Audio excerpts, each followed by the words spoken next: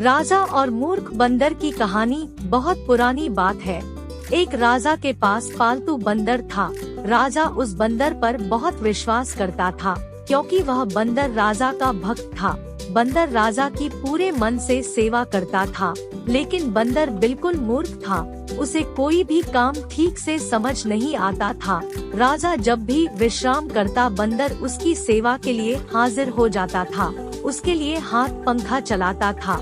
एक दिन की बात है, जब राजा सो रहा था और बंदर उसके लिए पंखा चला रहा था, तभी एक मक्खी भिन भिनाते हुए राज के ऊपर आकर बैठ जाती है।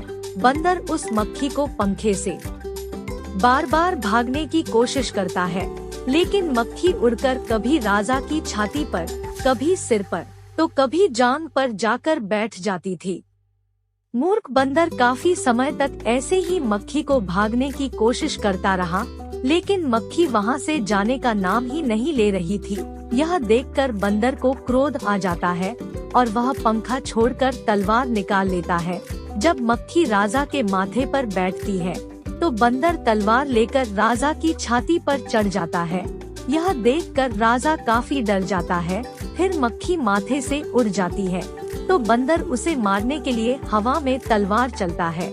इसके बाद मक्खी राजा के सिर पर जाकर बैठ जाती है, तो बंदर के तलवार से राजा के बाल कट जाते हैं, और जब मूंछ पर बैठती है, तो मूंछ कट जाती है। यह देख राजा कमरे से जान बचाकर भागता है और बंदर तलवार लेकर उसके पीछे भागता है। इससे पूरे महल में उथल पुथल मच जाती है।